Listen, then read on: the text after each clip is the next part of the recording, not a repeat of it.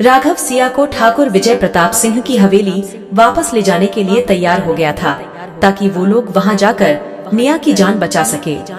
लेकिन राघव ने सिया को थोड़ी देर इंतजार करने के लिए कहा, इसलिए सिया वहीं बैठकर राघव का इंतजार करने लगी। लगभग 10 मिनट बाद राघव एक काले रंग की एसयूवी लेकर आया और सिया के साथ ठाकुर विजय प्रताप सिंह की हवेली की तरफ निकल पड़ा। कुछ देर बाद राघव और सिया ठाकुर की हवेली पहुंच गए। लेकिन जब तक राघव और सिया हवेली पहुंचे तब तक ठाकुर और वो तांत्रिक निया को लेकर वहां से जा चुके थे। हवेली में इस वक्त सिर्फ धीमन था, उसके अलावा कोई और नहीं था। हवेली पहुंचते ही सिया ने सबसे पहले पूरी हवेली को छान मारा और उसके बाद उस अंधेरे कमरे से होते हुए गुप्त दरवाजे के रास्ते से उस होल में गई जहां ठाकुर सिया को शादी करने के लिए लेकर गया था।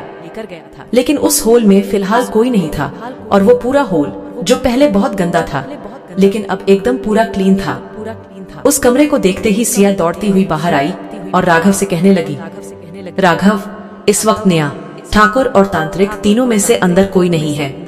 इतना सुनते ही राघव ने धीमन का गला पकड़ा और गुस्से में दहाड़ते हुए बोला, कहाँ है तेरा ठाकुर, बुला उसे। लेकिन धीमन ने राघव से डरने की बजाय उसे उल्टा जवाब देते हुए कहा, तुम मुझे बाकी आदमियों की तरह समझते हो क्या, जो तुम मेरा गला पकड़ोगे और मैं तुम्हें तुरंत बता दूंगा कि ठाकुर साहब कहाँ गए हैं। तुम चाहो मेरी जान ही क्यों न ले लो, लेकिन मैं फिर भी नहीं बताऊंगा कि ठाकुर साहब कहाँ हैं। धीमन के मुंह से इतना सुनते ही राघव ने धीमन को एक हाथ से पकड़ा और उसे धक्का देते हुए वहां से काफी दूर जमीन गिरा दिया।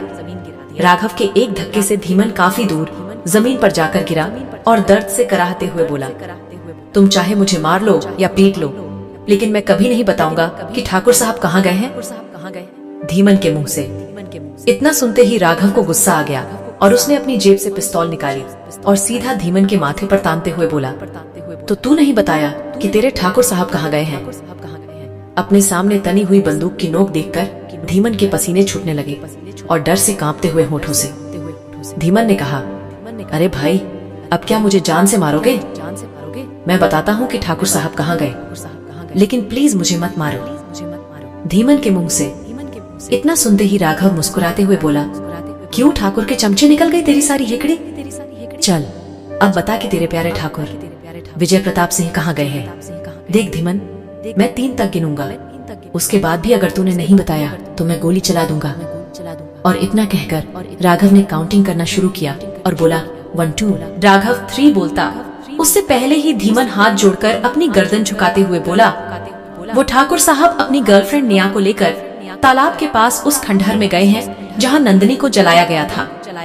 इतना सुनते ही राघव ने धीमन को कॉलर से पकड़ते हुए जमीन से उठाया और उसके मुंह के पास अपना चेहरा लाते हुए चिल्लाकर बोला, मुझे उस तालाब के पास लेकर चलो। राघव की बात का धीमन कोई जवाब देता उससे पहले ही राघव ने देखा कि सिया दौड़ती हुई हवेली से दूसरी तरफ भाग रही थी। सिया को इतनी तेज भागते देख राघव ने धीमन को छोड़ दिया और सिया के पीछे पीछे दौड़ पड़ा। इस वक्त सिया के दौड़ने की स्पीड इतनी तेज थी कि पीटी उषा को भी पीछे छोड़ दें। सिया उड़न परी की तरह दौड़ती हुई तालाब के पास वाले खंडहर के पास पहुंच गई, जिस खंडहर के बाहर उस औरत नंदिनी को जलाया गया था। सिया का पीछा करते हुए राघव भी उस सूखे हुए तालाब के पास पहुंच गया।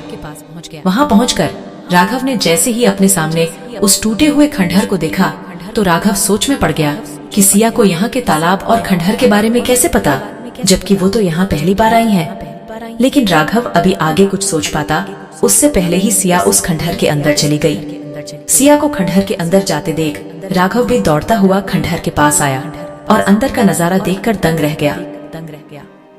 खंडहर के अंदर उस टूटे हुए से कमरे में गांव के लोगों की भीड़ लगी हुई थी। सिया उस भीड़ को हटाकर अंदर जाना चाहती थी, लेकिन उन सभी लोगों ने सिया को अंदर जाने से रोक दिया और उसका रास्ता रोककर उसके सामने तनकर खड़े हो गए। सिया ने उन लोगों के सामने हाथ जोड़कर रिक्वेस्ट करते हुए बोला, देखो प्लीज मुझे अंदर जाने दीजिए, अंदर एक लड़की की जान खतरे में है, वो ठाकुर उस लड़की को मार डालेगा।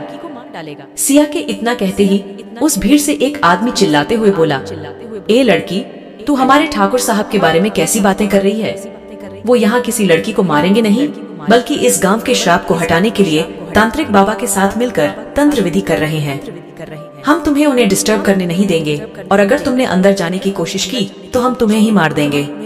सिया ने एक बार फिर हाथ जोड़ते हुए कहा, प्लीज मुझे अंदर जाने दीजिए। अंदर निया की जान खतरे में है।